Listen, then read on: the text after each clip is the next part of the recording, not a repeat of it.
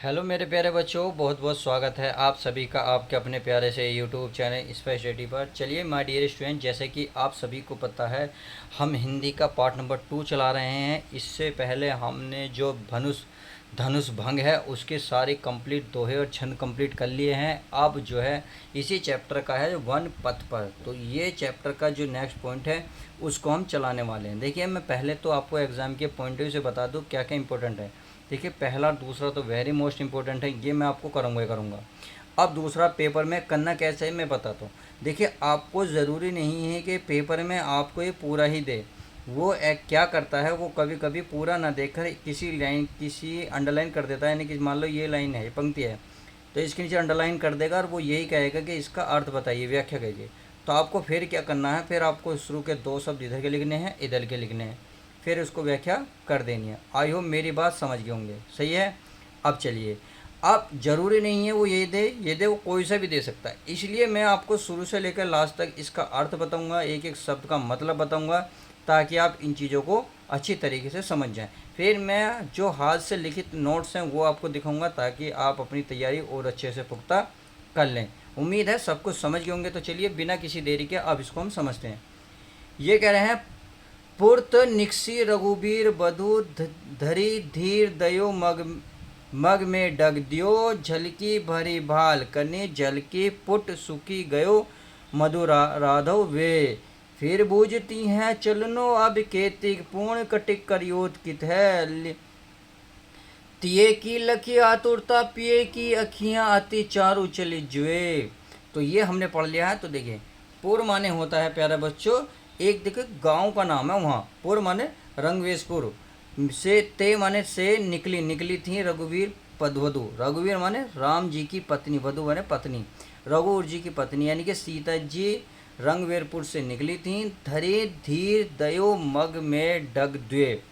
धरी, धीर का मतलब होता है धैर्य धारण करके, दयो मग में यानी कि रखे इते में डग, डग माने पैर, द्वय माने दो। तो धारण धैर्य करके, धार्य मतलब धैर्य धारण करके रास्ते में दो पैर ही रखे थे। अब यहाँ दो पैर का यहाँ थोड़ा सा अच्छे से लिखेंगे कि दो चार कदम ही रखे थे, सही है। झलकी भरी भाल कनी जल की, झलकी भरी भाल कनी जल की यानी कि झलकी मन झलक, झलक गई, सही है। झलक गई भरी भाल कनी जल की। तो कनी, कनी का मतलब होता है प्यारा बच्चों, कनी होती है बूंद, बूंदे। और भले झलकी भरी भाल का मतलब माथे पर, क्या, पूरे माथे पर, यानी कि भली बात पूरे माथे पर झलक गई बूंदे जल की। किसकी, जल की। झलकी मन झलक गई पूरी माथे पर, कनी का मतलब बूंदे जल की। तो पूरे माथे पर, सीता जी के माथे पर क्या, बूंद जल की बूंदें झलक गईं, या आप कह सकते हैं उसे उन्हें पसीना आने लगा। पूरे माथे पर उनके पसीना आ गया, आप ऐसे भी लिख सकते हैं। पुट सूखी गयो मधु राधव वे। पुट सूखी गयो, पुट माने कहते हैं होंठ, होंठ सूख गए, गए मधुरता यानी कि जो उनके होंठ थे वो मधुर थे, वो क्या हो गए, सूख गए। किसके, प्यास की वजह से। फिर बूझती हैं, फिर वो बूझती हैं यानी कि किससे बूझती हैं, राम जी से। फिर बूझती हैं, राम जी है प्रभु। चलनो अब केतिक, चलना अब माने अब, केतिक माने कितना, चलना कितना है अब। पूर्ण कुटी करियो कितु द्वे, पण माने होता पत्ती और कुटी माने कुटिया, पत्तों की कुटिया। करियो कित यानी कि कहाँ करोगे, कहाँ बनाओगे, यानी कि कितना आप चलना है, और पत्तों वाली कुटिया करो किधर बनाओगे, इसका पूरा अर्थ ये हुआ। आगे देखें, तिये की लखी आतुरता पिए की। तिये माने होता, तिये माने देखा, की लखी यानी कि सीता जी की ओर देखा, और आतुरता प्रिय की, उनकी आतुरता को समझा यानी कि व्याकुलता को समझा। तिये की पत्नी की, तिये माने होता है देखो, तिये माने पहले पहले पत्नी की, लखी माने देखकर, पत्नी की ओर देखकर आतुरता पिए की, और पत्नी की देखकर उनकी आतुरता यानी कि व्याकुलता समझ गए। अखियाँ अति चारू चली जल चुए, अखियाँ चली यानी कि आंखों से चली, चारू चलो चल जे, आतुरता। और जे, देखो जे का मतलब होता है प्यारे बच्चों, मतलब उन आंखों से नैना बहने लगे, उनकी आंखों से पानी बहने लगा। क्यों, क्योंकि सीता जी की व्याकुलता को समझ गए थे, तो उन्हें दया आई, इससे उनकी आंखों में व्याकुलता बढ़ गई, अर्थात उनकी आंखों में पानी बहने लगा। इस तरीके से हमने इसकी पूरी व्याख्या करी। चलिए हस्तलिखित अब नोट दिखाता हूँ ताकि आप अच्छे से तैयारी कैसे करेंगे वो मैं आपको बताता हूँ। तो चलिए प्यारे बच्चों, पहले चैप्टर का जो नाम था वो मैंने लिख लिया वन पथ पर। आपको क्या करना है, पूरेगा पूरते अ जब जुए। फिर आपको संदर्भ लिखना है। संदर्भ में प्रस्तुत गद्य हमारी पाठ्य पुस्तक हिंदी के खंड काव्य में संकलित वन पथ पर शीर्षक से अवतरित है, जिसके रचयिता कौन गोस्वामी तुलसीदास जी हैं। सही है।